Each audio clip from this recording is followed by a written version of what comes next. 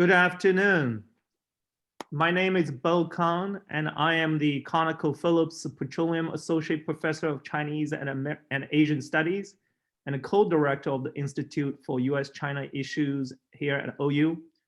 Welcome to the Institute's speaker series on STEEP issues, which promote dialogue on security, technology, economic, environmental, public health, and political issues in U.S.-China relations.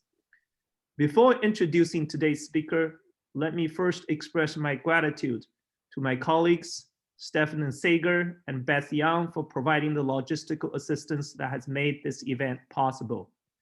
It gives me a distinct pleasure and honor to introduce today's talk, the title of which is The Past, Present, and Future of U.S.-China Relations. I cannot think of anyone else most suitable to address this topic than our speaker today. Dr. Aaron L. Friedberg is Professor of Politics and International Affairs at Princeton University and co-directs the Center for International Security Studies at the Princeton School of Public and International Affairs. He's a leading scholar on U.S. national security and U.S. foreign policy toward Asia. He's an author of 4 books, including The Very Titan Britain and Experience of Relative Decline, 1895 to 1905, In the Shadow of the Garrison State, America's Anti-Statism and its Cold War Grand Strategy, A Contest for Supremacy, China, America, and the Struggle for Mastery in Asia, and Beyond Air-Sea Battle, the Debate Over U.S. Military Strategy in Asia. His scholarly articles have appeared in many publications, including Survival, International Security, the Washington Quarterly, and Foreign Affairs. He has also co-edited 3 volumes in the National Bureau of Asian Research's annual Strategic Asia series. Other than Princeton, he maintains several affiliations. He is a non-resident senior fellow at the German Marshall Fund of the United States, senior advisor to the National Bureau of Asian Research, as well as a member of the International Institute for Strategic Studies, Council on Foreign Relations, and the editorial board of the Joint Forces Quarterly and the Journal of Strategic Studies. In addition to being a prolific scholar, he's also a leading public intellectual. He was the first occupant of the Henry A. Kissinger Chair at the Library of Congress in 2001 and 2002, and served as a research fellow at the Australian Strategic Policy Institute, the Norwegian Nobel Institute, the Woodrow Wilson International Center for Scholars, and Harvard University's Center for International Affairs. His public comments have appeared on many mainstream media outlets, including the Wall Street Journal, the New York Times, the Washington Post, the Los Angeles Times, and so forth. Finally, he has extensive experience in the US government. He served as Deputy Assistant for National Security Affairs in the Office of the Vice President from 2003 and 2005, and was subsequently appointed to the Defense Policy Board and named as the Secretary of State's Advisory Committee on Democracy Promotion. In short, it goes beyond doubt that you are in for a treat. Without further ado, please join me and welcome our speaker, Dr. Friedberg. Dr. Friedberg, the podium is yours. Thank you. Thank you very much. Thank you for those kind words, and thank you for inviting me to be with you today. It's a pleasure, if only virtually. I hope someday to be able to come out and visit you in person. I'm going to use some slides, so I'm going to get those set up. All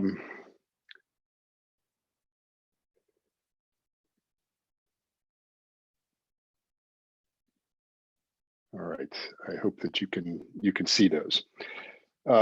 My topic this afternoon, as the title suggests, is the past, present, and future of the U.S.-China relationship. I want to begin by talking briefly about the underlying forces that I think are driving and shaping the relationship.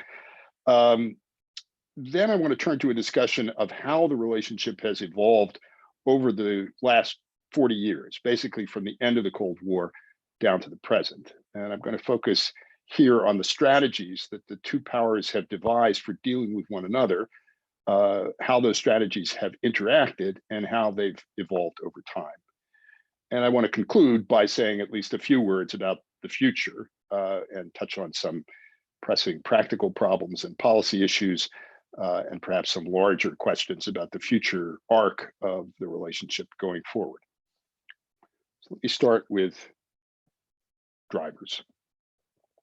It's become clear, if it wasn't before, it's certainly clear now, that the United States and China are engaged in an increasingly open and intense and multidimensional rivalry. I think, in fact, that competition or rivalry has been underway for over 30 years, at least since the end of the Cold War, certainly as far as the Chinese Communist Party leadership has been concerned, although on the US side, it's only been relatively recently that I think it's tended to be viewed in this way.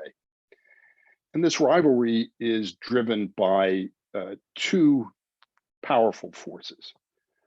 One, the familiar dynamics of geopolitics or great power politics, situations in which a dominant power is faced with a rising power that is perceived to be a challenge to it, have historically been prone to tension and rivalry and sometimes war.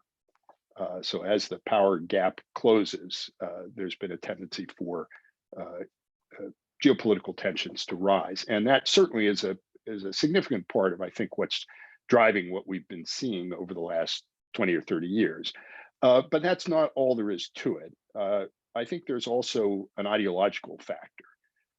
The ideological gap between the United States and China has been widening, or I should say the way in which that gap is perceived, certainly by the United States, has been widening.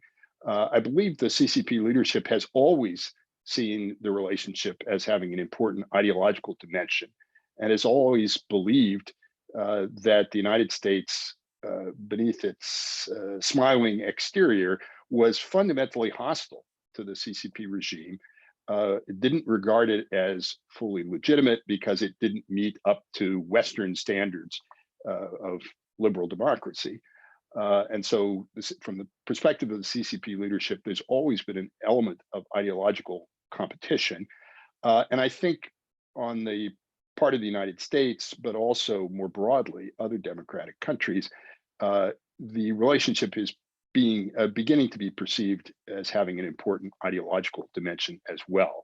So there's more of a focus, I think, in the last several years on the character of the CCP regime, the differences between the CCP regime and the regimes of liberal democratic states, and the possible implications that those may have. So the power gap has been narrowing, and the ideological gap has been widening. And I think those two factors together explain a good deal of what we see happening today.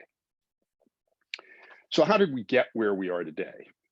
If I had to sum it up, I would say that if we go back to the end of the Cold War, and I'm not going to go further back than that, but let's say from 1989, Tiananmen, the fall of the Berlin Wall, certainly the early 1990s, by the time the Soviet Union collapsed, each side has had a strategy. The United States has had one, and China has had one, and they've been quite stable for quite some time, although they've started to change. Broadly speaking, China's strategy has worked better than the strategy of the United States, at least for the moment, by which I mean that it has enabled China to advance further towards its goals than the US strategy has on the US side. And as this recognition has begun to dawn in the United States and in the West, this recognition that the strategy I'm going to describe in just a minute hasn't worked, we've been scrambling to adjust. Moreover, I would say that if I had to sum it up, the reason for the failure of the US and Western strategy for dealing with China since the end of the Cold War has been an underestimation of the resilience, the resourcefulness, the resolve, and the ruthlessness of the Chinese Communist Party. And there's been a tendency to misunderstand that, underestimate it, and to expect some things to happen which were very unlikely in retrospect, and perhaps would have been seen to be unlikely if there had been a better understanding of what the CCP was all about from the beginning. This rivalry between the United States and China is now in its third phase. And I'm going to talk about each. And the first phase extends from 1989 to 2008. So it goes from Tiananmen, fall of the Berlin Wall, until the global financial crisis, which began in 2008. And as I said, both sides, both the United States and China, pursued more or less stable strategies over this period of time. Moreover, and this I think is quite significant in understanding what's been happening since 2008, while this was the case, each side believed that time was on its side. And that contributed to a certain stability in the relationship, which we've seen eroding in the last several years. So on the Chinese side, the strategy of the Chinese Communist Party has been governed by the phrase that Deng Xiaoping is supposed to have used in a memo sent around to his party colleagues in the summer of 1991. So right before the collapse of the Soviet Union, in which he advised that China should basically hide its capabilities and bide its time. To take advantage of engagement with the United States and with the West, but to preserve CCP rule. And in fact, that's been the dominant objective throughout, maintain the CCP's monopoly on political power, to build up China's so-called comprehensive national power, all the various elements of national power, including economic, military, but also scientific, technological, ideational or soft power, to give time for those to build up, and to advance cautiously towards the regime's external objectives. So for much of this time, the CCP has seen itself as being on the defensive strategically, but that hasn't meant that the Chinese leaders have believed that they could or should be passive. To the contrary, they, during this period, sought opportunities to increase their influence, to strengthen their position, particularly in East Asia, and albeit cautiously at first, to erode the position and power of the United States. And I believe, although it's always difficult to prove that this is the case, I think it's become clearer as time has gone on that from the start, China's leaders had a goal of reestablishing their country as the preponderant power in Eastern Eurasia. I think they see that as their rightful historical place. And I think they view the United States, which for some time has been the preponderant regional power, as an interloper, an outsider, not an Asian power that arrived in the region only fairly recently, so maybe after the end of the Spanish-American War, certainly in a big way at the end of the Second World War, and whose presence is and has been preserved by what, from a Chinese perspective, are unequal treaties between the United States and its regional allies. And in their view, I think that situation is artificial. It should and will, over time, erode. The United States will pull back, or its influence will be diminished. And naturally, China will emerge as the biggest and strongest and wealthiest player in the region.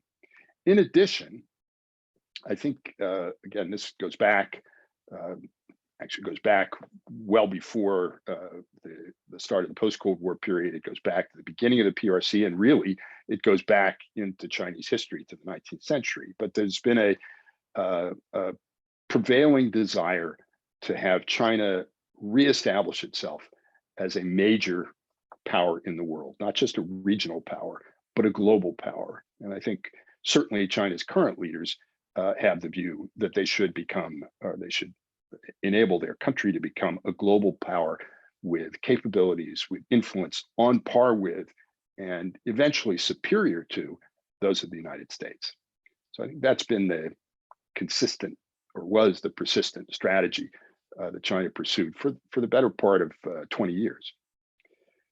The United States, for its part, has, during this period, pursued a two-part strategy, one that combined engagement with what I would call balancing. Engagement referring not just to trade and investment, but also educational, cultural, scientific cooperation and exchange, of course, diplomatic exchange, engagement intensifying and building over time, but also, and this is, I think, certainly since the mid-1990s, the United States has worked to maintain a balance of power, a balance of military power or hard power in the Western Pacific that is favorable to the United States and to its regional allies. And the US has done that over time by maintaining its own forward-based military forces, by building on and then strengthening, seeking to strengthen its traditional post-World War II alliances with Japan, with the Republic of Korea,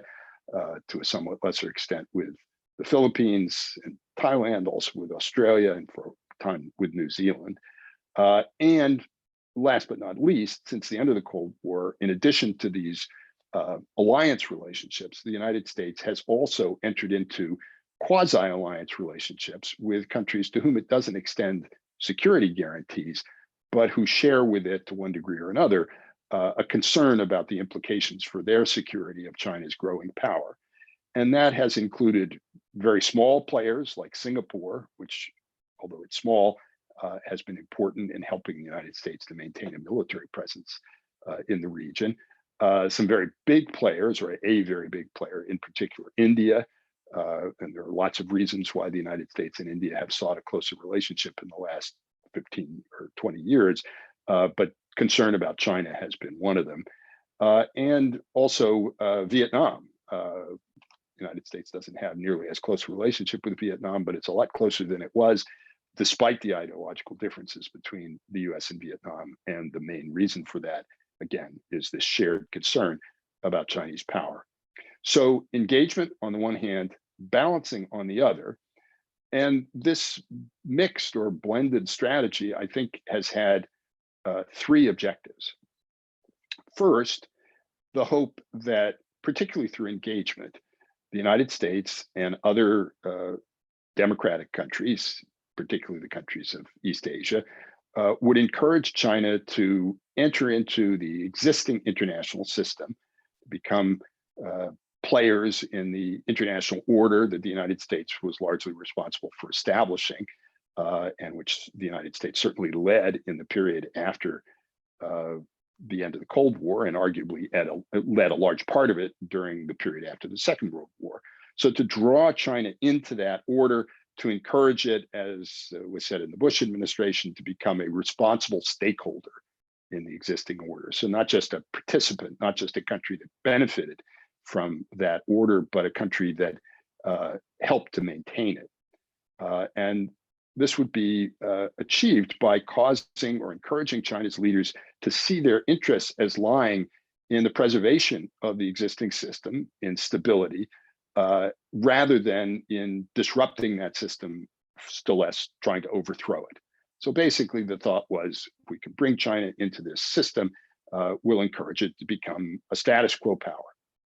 So that was the first goal. The second was to encourage the liberalization of China's economy. So to encourage an increasing reliance on the part of Chinese policymakers on market mechanisms to allocate resources, to encourage a tendency that seemed to be strengthening, certainly during the 1990s, for the state to withdraw from its previously dominant role in economic management, and over time, for China's economy to come more closely to resemble those of other advanced industrial nations.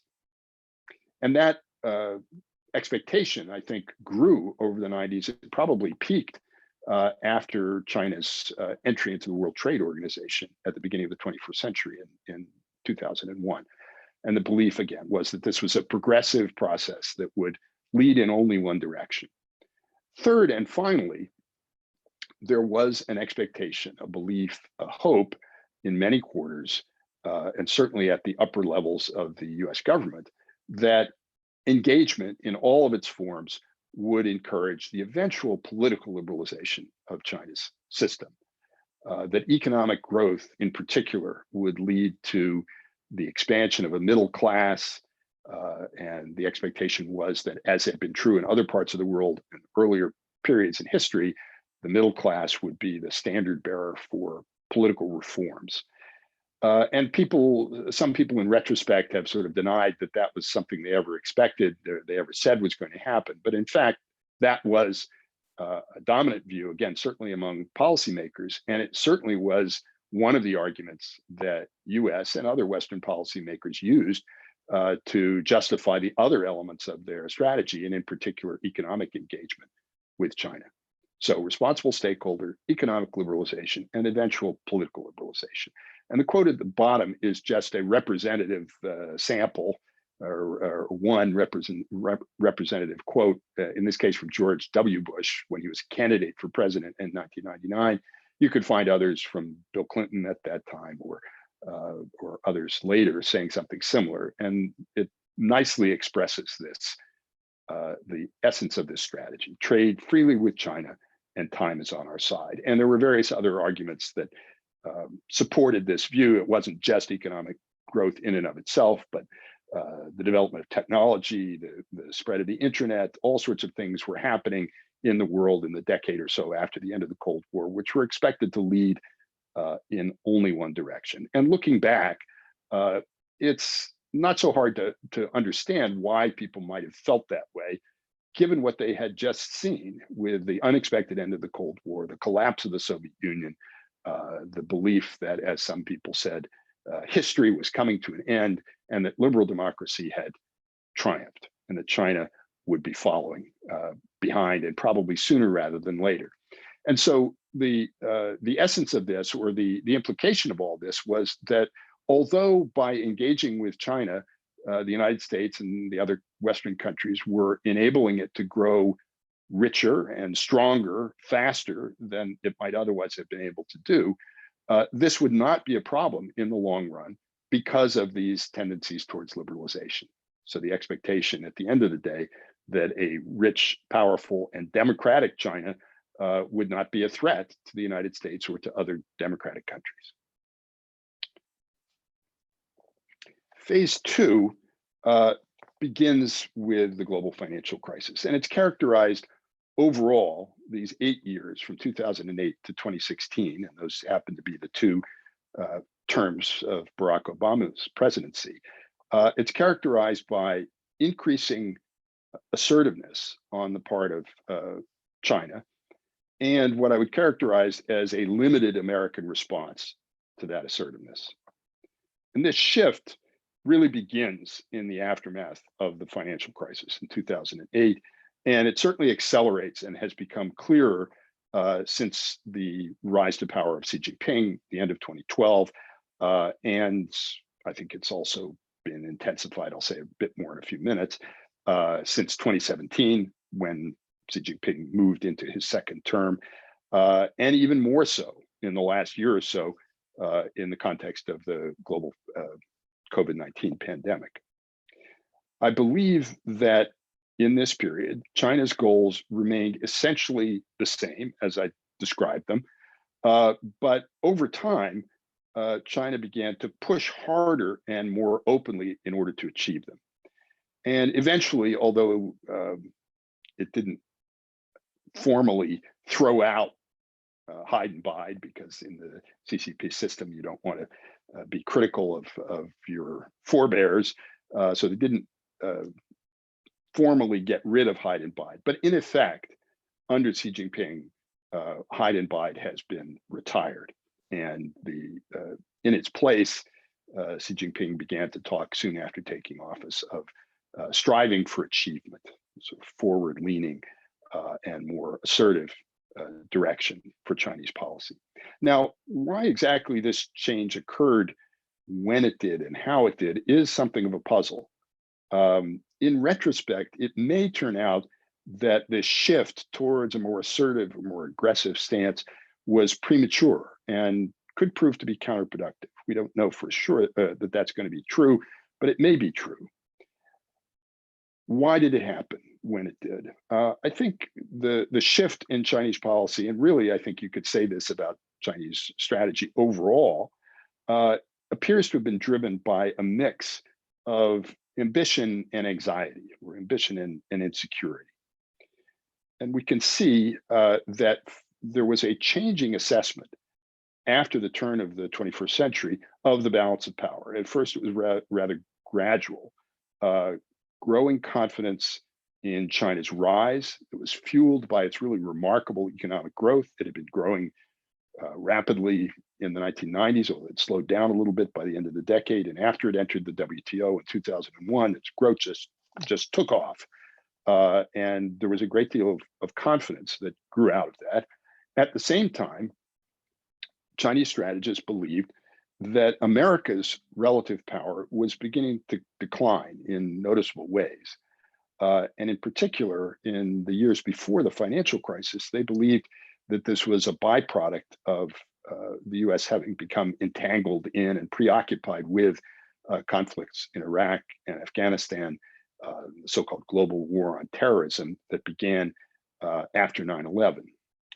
And indeed, after the September 11th, 2001 terrorist attacks on the United States in 2002, so the next year, Chinese strategists and Chinese officials proclaimed what they described as a 20-year period of strategic opportunity.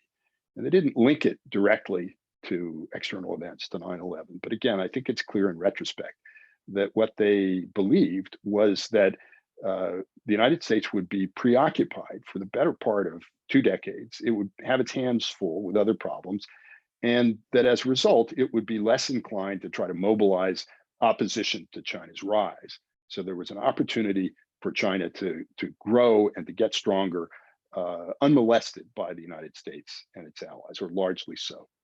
And this confidence, which was already there, was fueled even further by the global financial crisis and by China's ability, at least in the short run, to navigate around the disruptive effects of the global financial crisis better than many of the advanced Western economies did.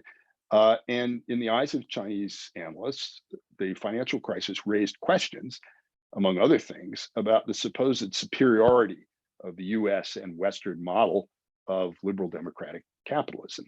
It also raised questions about the future trajectory of US and Western economic growth, and also doubts that began to be expressed about American managerial competence.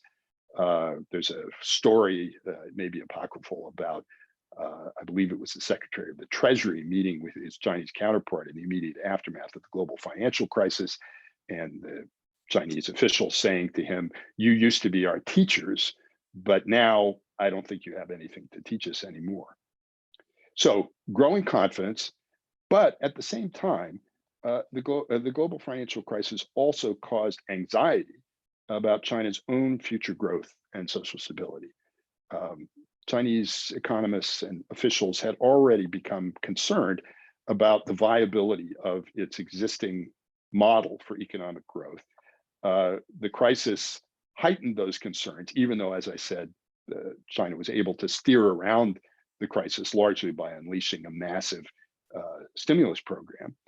But the experience of the crisis raised awareness of and concern about China's future growth, and therefore, because these things are intimately connected in the minds of Chinese officials, about the country's social stability.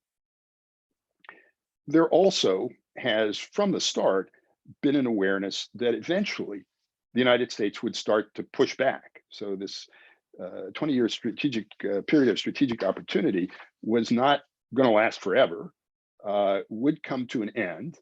And by the time you get to 2010, 11, 12, it's coming to the end of the first decade of that period. So there's a sense of urgency in the minds of Chinese strategists.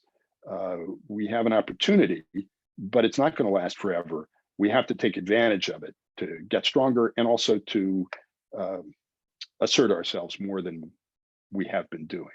And that inclination to increased assertiveness was visible first, starting in the maritime domain.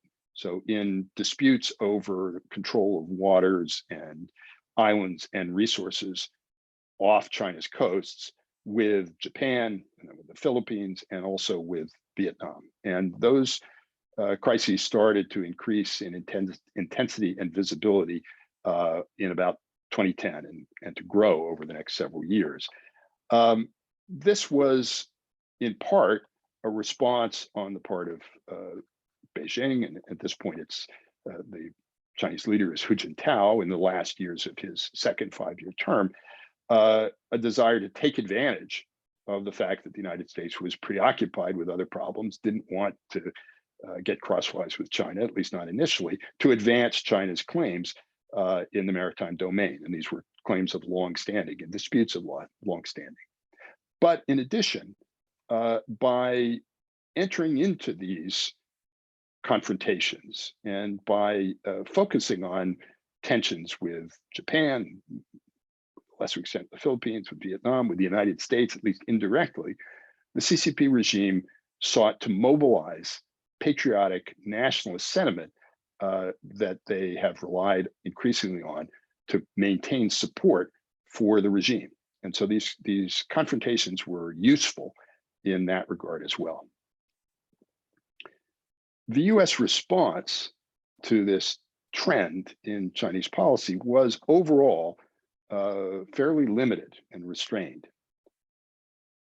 After 2011, in response largely to concerns expressed on the part of US friends, especially in Southeast Asia, about what China was beginning to do in the region, the Obama administration sought to send signals of strength and to bolster the US position with its so-called pivot to Asia. And effectively, the argument here was we've been preoccupied with the Middle East and with terrorism long enough, 10 years, and now we really need to shift towards the area that's going to be of increasing importance over the next several decades, that is East Asia. And in essence, if you think back to the two-part formula, balancing and engagement, what the Obama administration tried to do was to ramp up balancing. So it talked about modifying US military strategy. It tried to strengthen relations with US allies, albeit with some hesitation. It conducted so-called freedom of navigation operations to try to respond to things that China was doing in the South China Sea. But at the same time, the Obama administration sought to preserve engagement with maybe a few adjustments. It didn't undertake major changes in economic policy, although it was growing increasingly frustrated with China's trade and industrial policies and with China's theft of intellectual property, which the US regarded as state encouraged. So increase the balancing, try to maintain engagement, the few adjustments, and the broad objectives of US strategy during this period didn't change. I think the hope still was that given enough time, engagement would work its magic on China and China would liberalize as had been expected. From the Chinese perspective, on the one hand, the pivot may not have been all that impressive. I think there were worries about what it might mean, but there was also a recognition pretty early on that the United States was going to be constrained for some time by financial pressures that grew out of the aftermath of the financial crisis. So it couldn't just spend huge amounts of money on improving its military position in the region. And also pretty quickly, despite the intention and desire of the Obama administration to pivot, it became preoccupied with other crises in other parts of the world. So 2011, there's the so-called Arab Spring, but especially after 2014 or so, with the rise of ISIS, new terrorist organization in the Middle East, and then with the Russian intervention in Ukraine, the administration has its attention pulled away from Asia. And finally, I think during this period, it's true that despite talk of the pivot and desire to kind of stiffen the US position, the Obama administration was reluctant to push too hard for fear of disrupting the basic relationship. And again, I think that reflected not only their preoccupation with other problems, but also their faith that in the long run, the strategy would work. Nevertheless, despite, I think, not turning out to be quite as impressive as the Americans might have hoped and Chinese observer might have feared, the Obama administration's pivot became the justification for a further intensification of Chinese efforts to achieve its objectives under Xi Jinping. And there are numerous manifestations of this, starting soon after Xi takes over in 2012. In the South China Sea, for example, China begins a campaign of constructing artificial islands, which it does starting in about 2014. When it confronted about this by the United States, which objected, Xi Jinping told President Obama that although China was building these islands, it had no intention of militarizing them, but in fact, it turned around and did that. That was not something that had happened under Hu Jintao. The launch of what's become Xi Jinping's sort of signature policy, the so-called Belt and Road Initiative, which is a continuation of some policies that existed before, but a significant amplification of them, and under which China seeks to establish infrastructure connections, transportation, communication across continental Eurasia, all the way to Western Europe, down into South Asia and the Middle East, and then around in the maritime domain into the Indian Ocean, to the Persian Gulf, and to the coasts of Africa.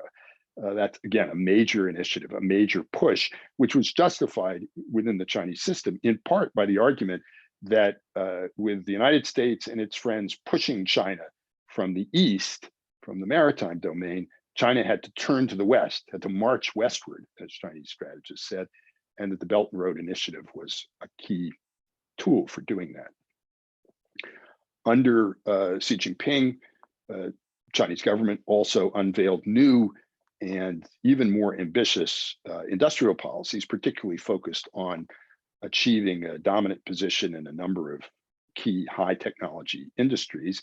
Again, these were continuations of things that had existed, but major amplifications of the previous policies. And the flagship policy, the one that caught a lot of attention in the West, was the so-called Made in China 2025 policy. And the reason that got so much attention and caused controversy was because the documents that described the strategy were, in certain respects, overly candid about what its goals were. And Chinese policymakers said in these documents, we want to have Chinese manufacturers dominate a large share of the Chinese market for a whole array of high-tech products. And then we want to go and take a large share of the global market for those products as well. And this caused anxiety in Western advanced industrial countries whose industries now saw themselves increasingly as being threatened by these initiatives. And also under Xi Jinping, China has intensified its use of so-called united front tactics or influence operations, including in the advanced industrial democracies. And these have come to light and caused controversy in a number of places, first and foremost in Australia, but also in New Zealand, and starting to be concerns about that in Europe and the United States as well. So during the second Obama term, so from 2012 to 2016, I think there was growing concern about all of these aspects of Chinese policy and about the future direction of the U.S.-China relationship. But overall, the policies didn't really change. That brings us to phase three. And I'm going to divide this into two parts, even though I think they are broadly the same. The first being the Trump administration, so from 2016 to 2020, and then the second, phase 3B, in just a minute, the Biden administration. And the reason I put them together and don't regard what's happening now as marking a fourth phase is that, as I'm going to say, I think there are more similarities than differences between the Trump and Biden administrations on China policy, at least so far. The Trump administration's China policies were, in one sense, a belated reaction, and perhaps in certain respects, an overreaction to the recognition that the engagement portion of US strategy had failed to achieve its objectives. China had clearly become wealthier and stronger, as had been expected by American policymakers going back to the 90s. but it had also become more repressive and more militantly nationalistic at home, more obviously mercantilist in its economic policies, and more assertive or aggressive in its foreign policies. It was clearly, by this point, not a status quo power. It was not simply content with the role of responsible stakeholder in the existing international order, but was trying to change portions of it, certainly in its own neighborhood and then increasingly beyond. So the Trump response to this was to further ratchet up the balancing part of US strategy. And in this sense, he was not so much different from President Obama. So increased military spending, increased focus on the challenge from China. And there was a difference in the way that the Obama administration talked about that, and in its national strategy statement at the end of 2017, and then national defense strategy statement that came out in early 2018, the administration really, for the first time at that level, identified China as a strategic competitor of the United States. And so a focus increasingly of US military spending and planning. And the the Trump administration, although it succeeded in antagonizing and frightening many US allies because of the president's complaints about their alleged unwillingness to pay their fair share of the bill for US forces that were out there to defend them as he saw it, and also criticism of their trade policies. In spite of that, Trump didn't pull out of any US alliances, and he tried, particularly the so-called Free and Open Indo-Pacific initiative, to bring together more closely, again, both traditional allies and some other partners, to form a kind of balancing coalition to manage the rise of Chinese power. The real novelty in Trump's strategy was on the engagement half of the strategy, because he stepped up the balancing, but he also took some significant steps to constrict engagement. And this was true on the economic domain. The Trump administration, people talk about trade war, but it really was two wars. It was a tariff war. So the US and then China in retaliation imposing tariffs on each other's imports. And the goal from the US side was to use those barriers on Chinese exports to try to force the Chinese government to change some of these trade and industrial policies that previous US governments had also objected to, but had tried to change through negotiation or by bringing legal cases to the World Trade Organization. The Trump administration tried to sort of cut to the chase and use the power of the American market and the denial of that market, at least in part, to impose costs on China that would force it to reevaluate and change some of its policies. And that aspect of Trump economic strategy clearly did not succeed. In addition to the tariff war, there was also what, for lack of a better term, I'd call a technology war. So the beginning of serious efforts to protect US and broader Western advantages in cutting edge technologies through, among other things, restrictions on direct investment by Chinese companies in American companies, and also by controls on exports of certain technologies and products to China. And that, I think, has been the more serious part of the Trump economic strategy. On the societal side, the Trump administration from the top levels talked more than any of its predecessors about the problem of influence operations inside the United States, did various things largely symbolic, but to limit access, for example, to PRC journalists who in fact were working for news agencies that were government organizations. It began to review, although it didn't take major steps, the policies regarding visas, especially for Chinese students coming to study in the United States. So beginning of a constriction of engagement. The Trump policy had a number of peculiarities. Let me just note two. Until the very end, it downplayed human rights and ideology. And I think that was a reflection of the president's own unusual for an American president, reluctance to speak the language of universal values and talk about liberal democracy and so on. That started to change a bit at the end, but it was not a main element of Trump's strategy, despite its more aggressive stance towards China on a variety of other fronts. The Trump administration also explicitly rejected the old stated objective of US strategy, the idea that we're going to be able to get China to change, but it didn't really define a new one. Xi Jinping's response to all of this has been, or was, and continues to be basically to step harder on the gas, even harder. Chinese leadership interpreted the events of 2016, 2017, the election of Donald Trump in the United States, the British Brexit vote, the rise of populism in other Western countries as signs of deepening discord and decline in the United States and the West more broadly. And that, again, encouraged this sense that it was time to push harder.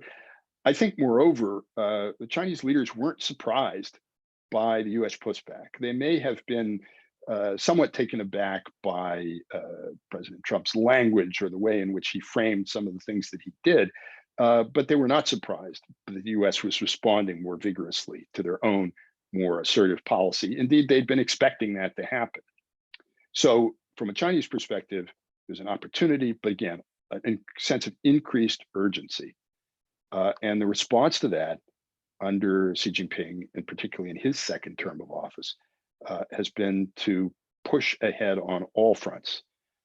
And that tendency became even more marked after the start of the COVID-19 pandemic and the further deterioration in relations that followed. Since 2017, the PRC has been more open about challenging US global preponderance, not just challenging the dominant US role in the region, but challenging the US position, as the Chinese would describe it, as the global hegemon. And I can talk more about this, but China, I think, has been pursuing a three-part strategy, trying to rally support in the developing world, trying to divide the West, and also waging more openly what Chinese theorists refer to as discursive struggle, trying to change the definitions, for example, of human rights that are incorporated in documents, founding documents of institutions like the United Nations, and there are other aspects to it as well. Biden administration, obviously it's very new, so we don't know exactly how things are going to go. But as I said at the outset, I think there are more similarities than differences. So Biden, picking up where Trump left off, has stepped up the balancing, and he has not reversed, at least not yet, this constriction on engagement. So the Biden Defense Department is very much focused on China, somewhat to the surprise of some people. The administration has, for the moment, retained the tariffs that the Trump administration imposed and the export controls that it applied.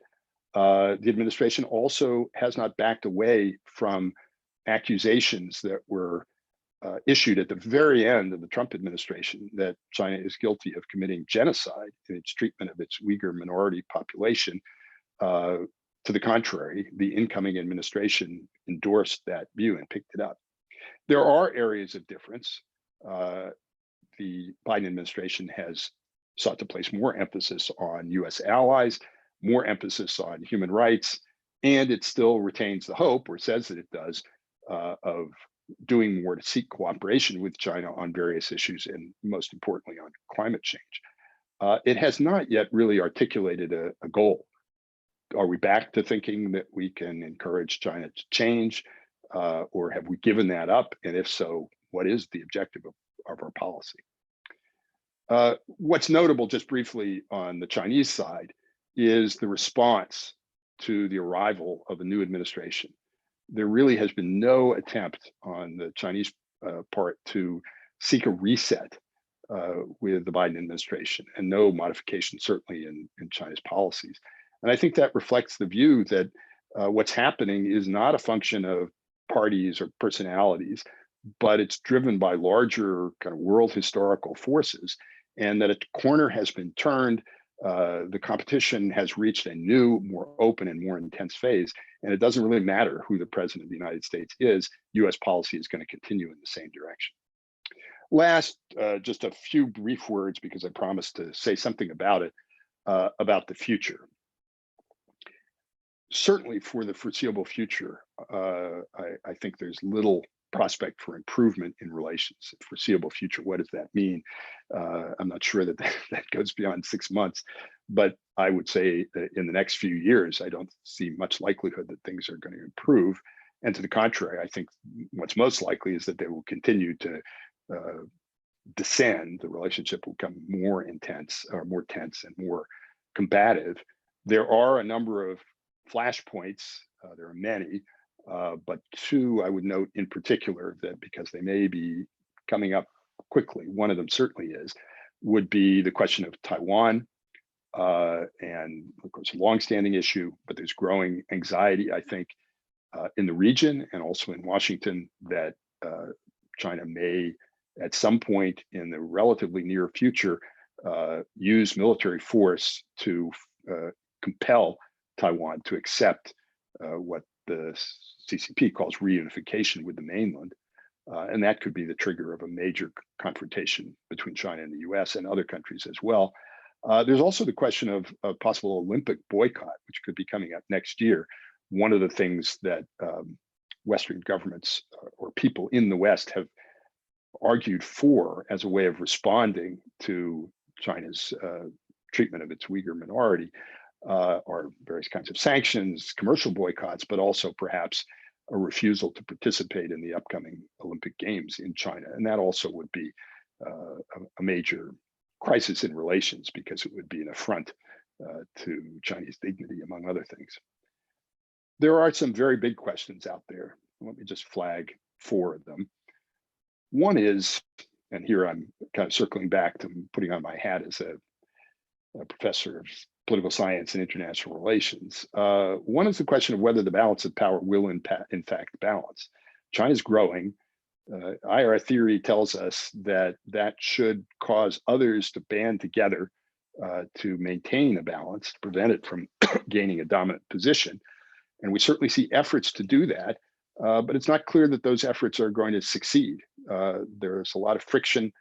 One other way of putting this is to ask whether the Biden administration will be as successful as it hopes to be in tying together and achieving closer cooperation among friends and allies that share this concern about China. There's also a question of whether or how fast China's power is going to continue to grow. Its economy has been slowing. It faces major challenges in sustaining growth and some big structural problems coming up, including some related to the constriction or contraction of its working age population. So it's not obvious that that trajectory is ever upwards. There's a question about the future structure of the global economy. In the early post-Cold War period, globalization was assumed to be the master trend and the unstoppable tendency in the world. That is no longer the case, and especially since the COVID pandemic, but even before, there are questions about whether the US and Chinese economy, and maybe the Chinese economy and other Western economies, will become, at least to some degree, disengaged. And if so, it's possible that we could have the reemergence of economic blocs. And the last, in a way, the biggest question is whether liberal democracy is in fact going to prove superior, at least superior in geopolitical and economic and ideological competition, to a regime that is very different, that is illiberal, that's undemocratic, that's repressive, authoritarian, verging on totalitarian. And I think certainly coming out of the Cold War, there was a certain confidence that many people in the West had that, in fact, liberal democracy had proven itself to be superior to all contenders and had dispatched them one after another in the 20th century. Well, now that question is on the agenda again, and China has emerged as a real challenge that organizes itself in very different ways, and that could conceivably be more successful than traditional communist regimes were in the 20th century, than the fascist regimes of the 30s and 40s were. We don't yet know the answer to that question. We may not for some time, but in a way, it's the biggest question of all. So with that, let me stop and try to answer your questions. Thank you so much, Professor Friedberg, for that thorough analysis of the roots of the rivalry between China and the United States over the past 3 decades also. Um, while others are formulating their questions, let me ask the first one and get other people to think about their questions. I wonder if you could talk a little bit about the role of U.S. multinational corporations in U.S.-China relations. For many years, these MNCs were considered to be the real China lobby, particularly since the Clinton era. After China's economy took off, the uh, the the general perception or the general view is that these big multinational corporations really benefit from economic engagement, and therefore they have become the stabilizing force behind the bilateral relationship. However, during the last 4 years also, we haven't really heard much from these corporations when China has been pretty much securitized as number one threat for the United States. So what has happened to these big corporations? Well, that's an excellent question. Let me try to address it in the following way. You're absolutely right that these corporations were critical in supporting the early stages of the policy of engagement with China. And in fact, after Tiananmen, the United States and other Western countries imposed sanctions on China. There was a big debate early in the Clinton administration about whether to restore China's and to maintain China's normal trading relationship or normal trading nation status with the U.S. An initial inclination on the part of the Clinton administration to use this annual renewal process as leverage over China, and then a 180-degree reversal, which was engineered in large part by some big American companies or an assortment of American companies across a range of industries that didn't want to lose out on what they saw as an enormous opportunity. And that opportunity, I think, had two dimensions to it. One was the idea that there would be this massive market, and so American companies could sell into that market. And I think that was the sort of more traditional idea. We're going to sell them jet planes or whatever. But then the other part, which emerged over time, was the recognition that China could become and did become a platform for manufacturing and for export, including export back to the United States, that American and other Western companies could take advantage of. And that was a core element in China's economic strategy going back to the 1990s. So combining this massive workforce, relatively young, relatively well-educated workforce, with Western capital and Western technology to make China into the manufacturing power that it's become. So over time, both parts of that, I think, have become more problematic. The idea that China is this big and wonderful market has been tarnished by China's refusal to relax or do away with many of the tariff and non-tariff barriers that have restricted the access of US and other Western companies to China as part of a strategy for protecting and building up Chinese competitors, Chinese industry. And also over time, the utility of China as a platform for manufacturing has eroded. This is happening in part because China's previous wage advantage is diminishing as its population ages, but also because Chinese companies are, many of them, increasingly turning inwards, and they want to sell and produce for their own market.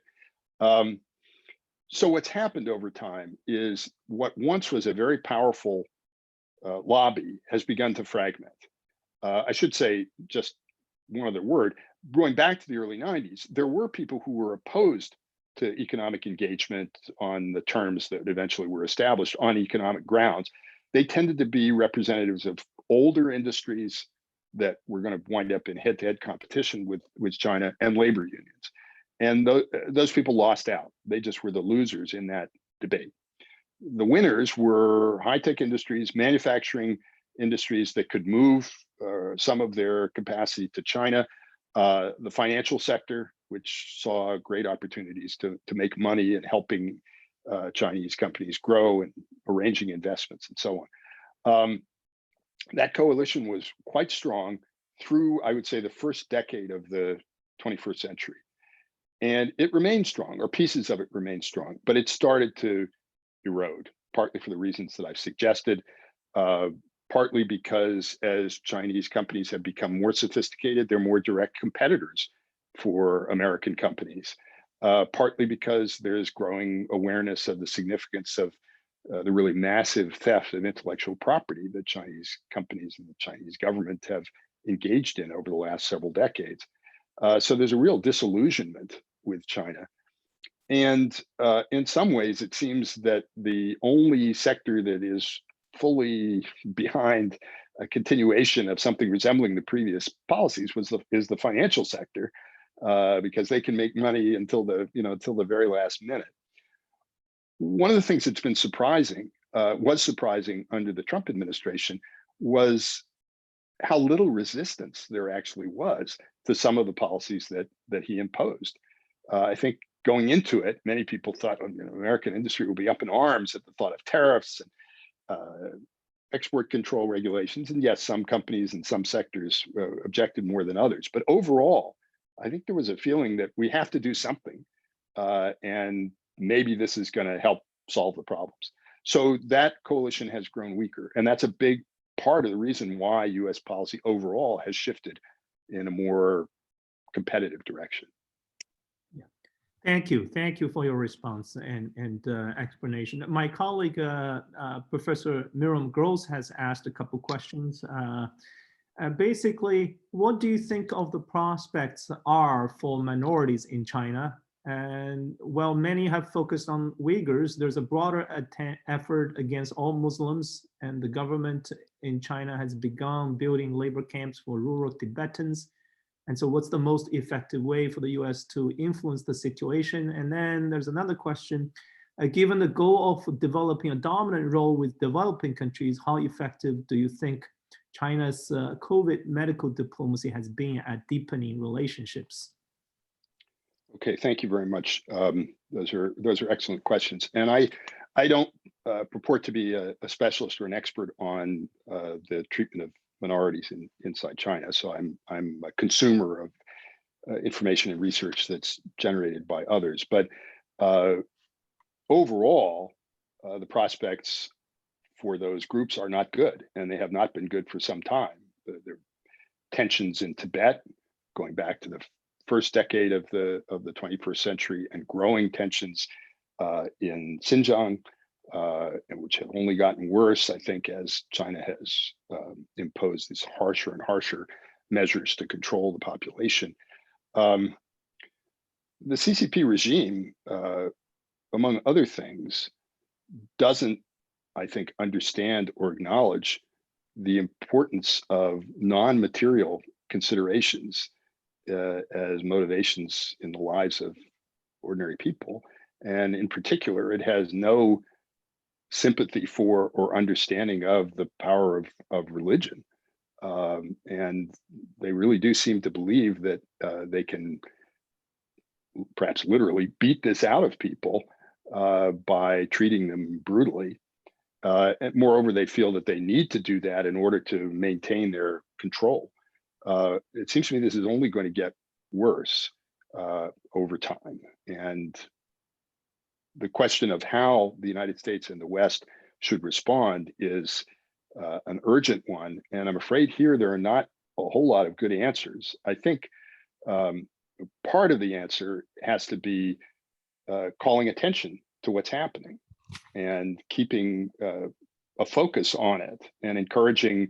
This is not necessarily a task for governments, but a lot of non-governmental organizations have contributed a good deal to our understanding of what's happening in Xinjiang, for example, to make sure that this issue doesn't just fade away, to respond to what I think is pretty blatant disinformation on the part of the CCP regime, which denies that it's doing anything wrong. They don't deny that they're doing something, but they claim they're just involved in providing technical education and so on. So number one, this focus has to be maintained. Number two, I think there is some utility in imposing targeted economic sanctions.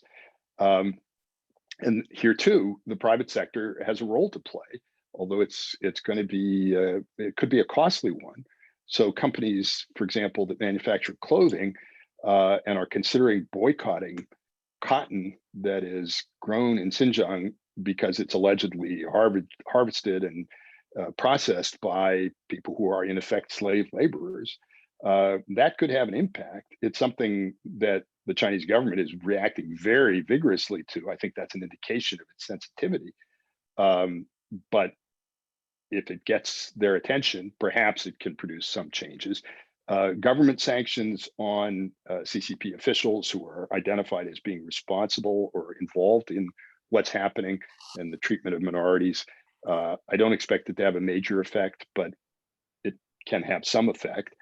And then I mentioned the Olympics, the symbolic impact of boycotting the Olympics, refusing to send athletes to participate in games in a country which evidently has over 1 million people in concentration camps. Frankly, speaking personally, it's hard for me to see how democratic countries could justify doing that, although I know some people disagree. But again, it's a way of bringing attention to what's happening. And perhaps over time, the accumulation of costs, it's not going to cause the CCP regime to say, oh, we were wrong, we're going to reverse course, but it may make them more cautious. It could perhaps over time encourage them to do things that they hope will alleviate this pressure. Regarding the success of China's COVID medical or vaccine diplomacy, the CCP was very quick to see opportunities to further extend its influence in the developing world. And as I indicated, I think that's a real focus of their strategy, perhaps to a degree that's greater than is widely understood in the West. And so they've looked for ways to do that, including by holding virtual seminars and in some cases providing equipment, trying to present themselves as a helpful force. As far as the vaccine diplomacy goes, this seems to have been complicated by the fact that it looks like the Chinese vaccines, at least the ones that have become available recently, are not very effective. So if they're 50% or 60% effective, they don't look very good in comparison to Western manufactured vaccines that look like they're 85 or 95% effective. Now, having said that, if the United States and other Western countries are not willing or able to provide an alternative in the form of more effective vaccines, 50 to 60% looks better than zero. So I think the jury is out on this. What's notable is how quickly China tried to take advantage of this, just as they tried to take advantage of it in their relations with European countries, but they did it in a way that backfired because it was so heavy-handed. They demanded that European governments thank them publicly for supplying masks and so on. And that did not go down very well. And that's one of the reasons why I think there's more appetite in Europe today for cooperation to deal with China than there was even 18 months ago. A question from a student about the responses of some of the smaller states in Asia to the tug of war between China and the United States. So how does this, the question is whether you see this reluctance on the part of the ASEAN states to be drawn into the Peking sides, and then whether this will change the US strategy. Is it just a case of smaller states hedging their bets, or is the United States not marketing the benefits of its presence well enough? And Japanese Prime Minister Suga recently signaled a reluctance to get involved militarily in a conflict over Taiwan. So the question is whether this means that other Asian ASEAN states will also adopt a similar strategy, or is this point unrelated? Okay, thank you.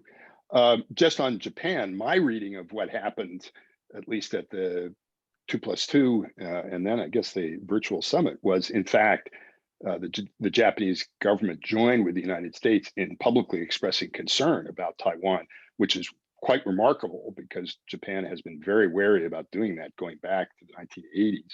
So I think that's a case of, in fact, the opposite. And really, I guess I would start by saying you have to differentiate. Everybody is smaller than China, but some states are smaller than others.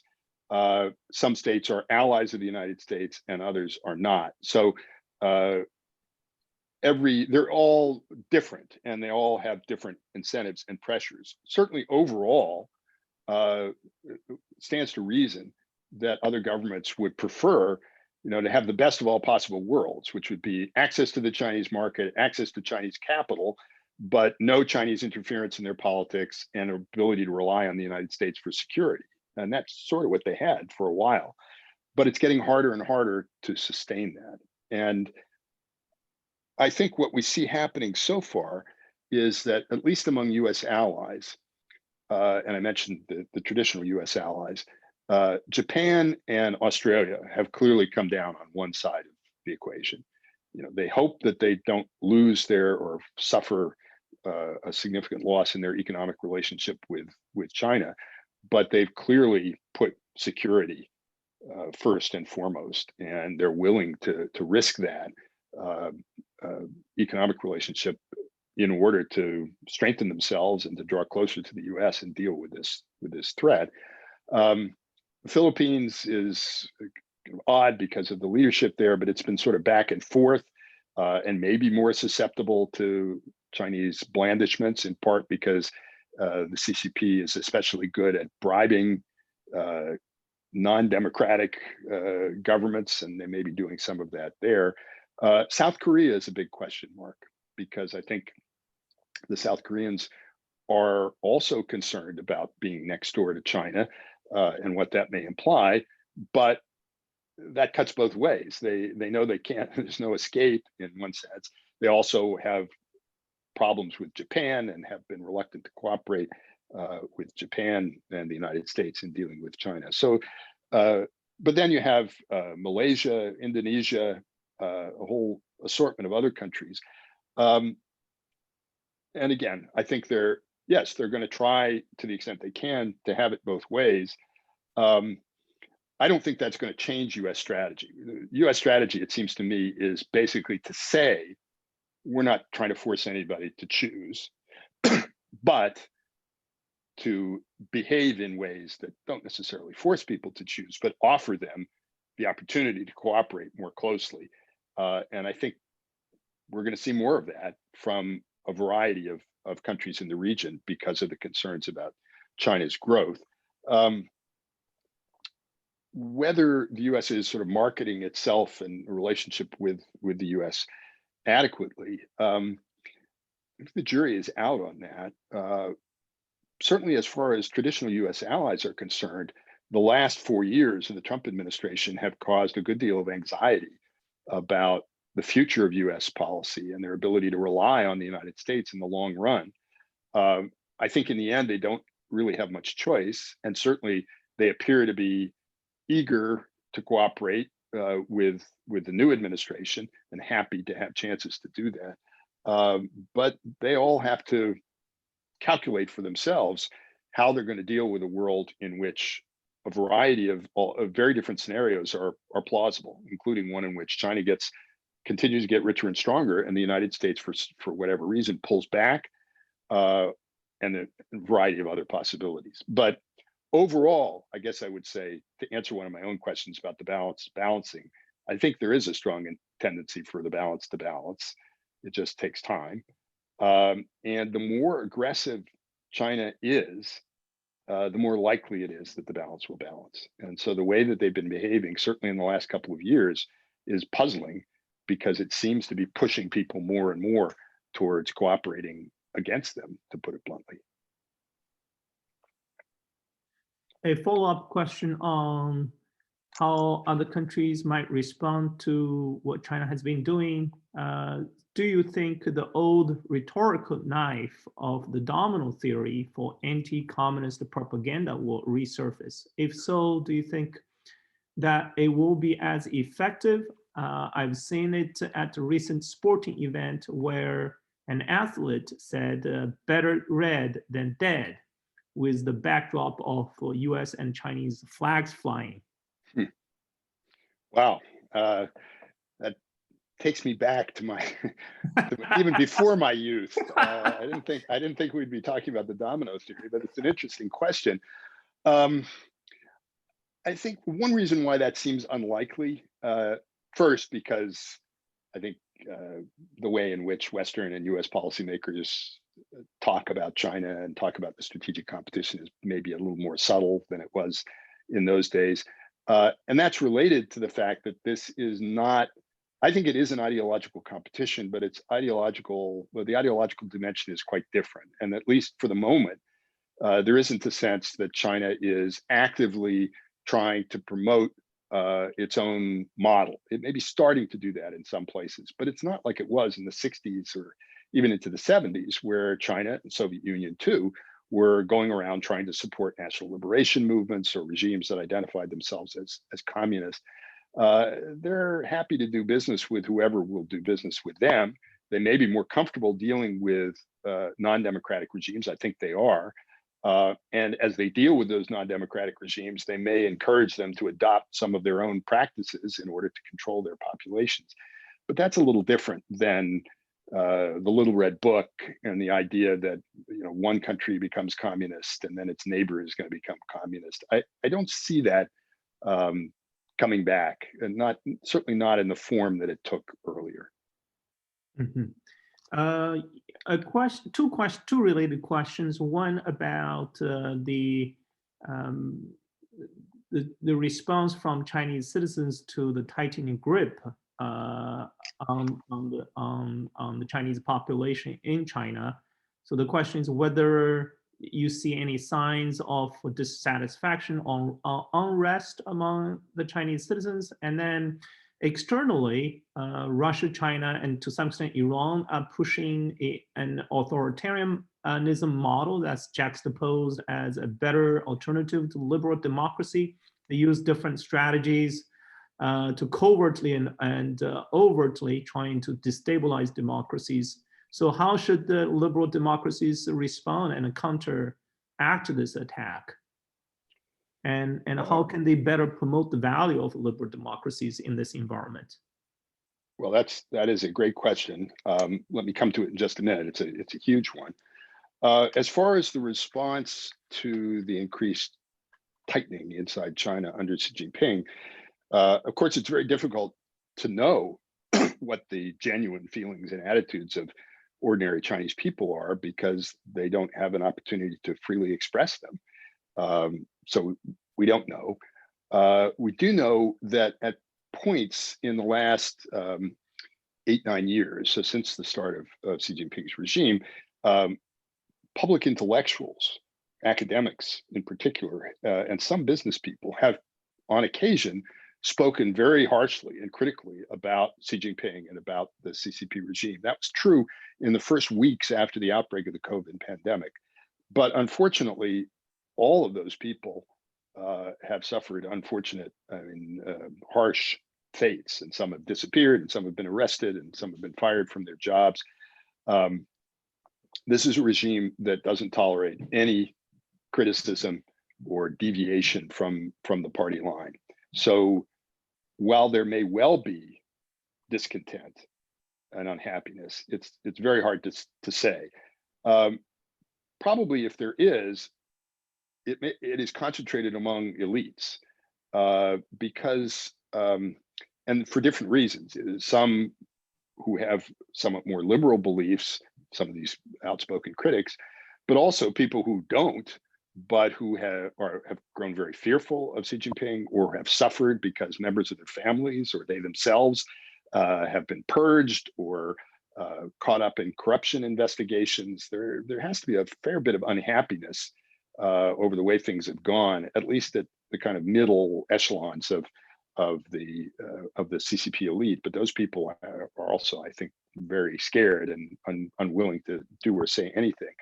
Last thought, just on the population as a whole, I think there is a tendency sometimes for Americans to believe that Chinese people or people living in similar systems, not that there is one that's really similar, but are naturally opposed to their governments or don't like the fact that the government has closed circuit TV cameras everywhere, or is implementing the social credit system and keeping track of everything that everybody does.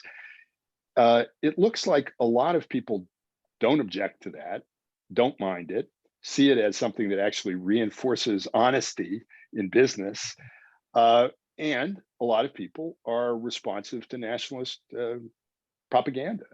And I think the genius of Xi Jinping in emphasizing the idea of the China dream and the great rejuvenation of the Chinese nation, themes that, as I mentioned in passing, go all the way back to the 19th century, is that he's fastened on something and elevated something which genuinely moves many, many people in China, including people in the party, but ordinary people.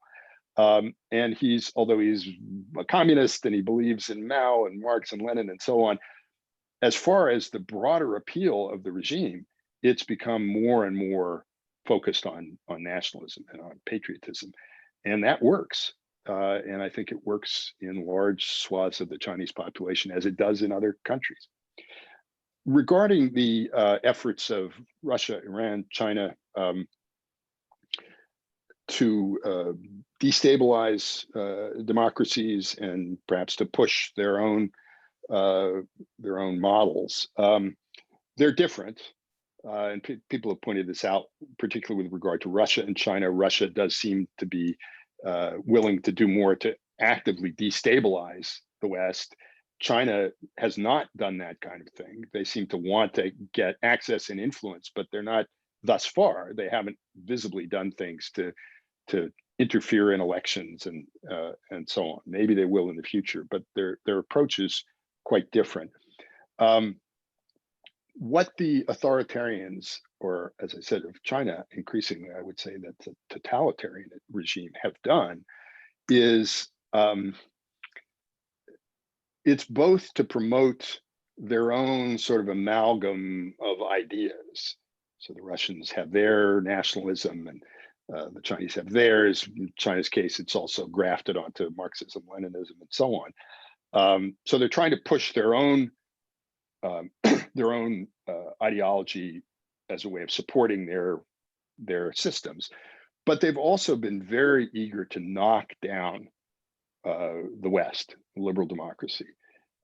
And since the end of the Cold War, China in particular has had to live in this world where the United States was going around talking about the liberal international order and universal values and so on. And those values are inimical to the values on which the CCP system is founded. And for a while, they kind of laid low and didn't say much about it. But as they've gone stronger and more confident, they're, again, not only advancing their own system, but working very hard to discredit democracy. And the underlying reason for both of those axes of policy is the deep insecurity, I think, the leadership feels, the CCP leadership, and I think this is true of other authoritarian regimes as well, about their legitimacy. I think they don't have the way of refreshing that legitimacy that democracies have, and that they don't have elections. So they tell themselves and they tell everybody that they're popular and they're democratic and they represent the best interests and wishes of their people. But if you look at how they spend money and the enormous resources they expend on internal security and population control, it doesn't suggest that they're very confident of that. Moreover, I think growing out of the end of the Cold War and continuing, there's a recognition, I believe, on the part certainly of China's leaders, that liberal democratic ideas actually do have resonance with many people in many places. They are arguably truly universal. People want to be able to choose for themselves. They want to be able to think for themselves. They want to be able to practice their own beliefs. That's not just Western claptrap. And so it's very threatening to the CCP. So what they've been trying to do is to say, that's just for other people. That's just for the West. Your efforts to force this on us are inappropriate, unjust, and in fact, they cause instability and problems around the world. And they're leaning hard on that. And unfortunately, in recent years, the problems that the United States and other democratic countries have had in dealing with their own social and economic and political challenges just adds fuel to that fire. I think in the long run, to answer another of my own questions, liberal democracy is going to win out. And I think the biggest obstacle standing in the way of that is the functioning of our own systems, because I think the authoritarians, the Chinese system, for all of their apparent strength, have enormous weaknesses that they're very concerned about, and with good reason. That's very well said. And circling back to the economic dimension, and probably this is the last question in light of the amount of time we have. So the question is whether whether you could talk a little bit about the impact of physical reduction of U.S. industrial footprint in China and the long-term implications for U.S.-China relations.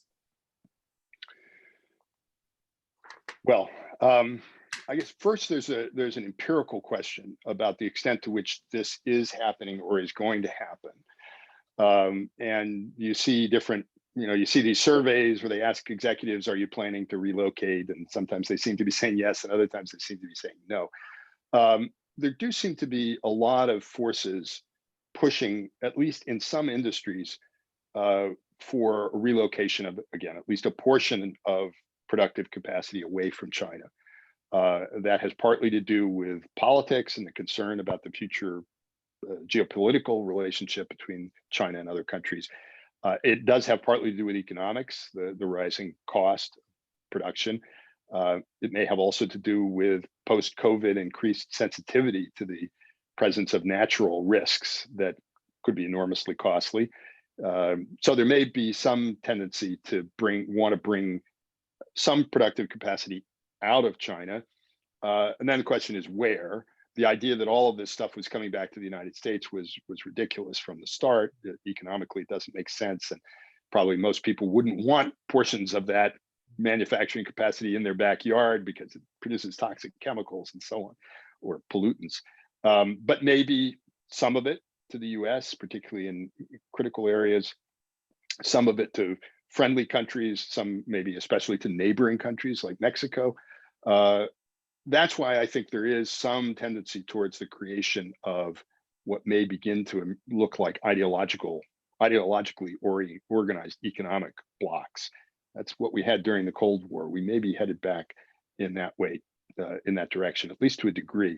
I guess the one thing that is also important to note is that as long as Western companies are allowed to sell into the Chinese market, owning productive capacity in China to participate in that market remains very appealing. So my understanding is that some companies, and European companies too, are adopting a sort of dual strategy, one, I think, plus one, something like that. So we have productive capacity in China, but we don't have all of it there. We have some of it in other places to reduce those risks. I guess the last thing, and it's related to this question of risk. For a long time, people in the kind of national security world have been concerned about the growing dependence on products manufactured in China that are incorporated into US weapons and communication systems. But that worry seemed very abstract, I think, for a long time.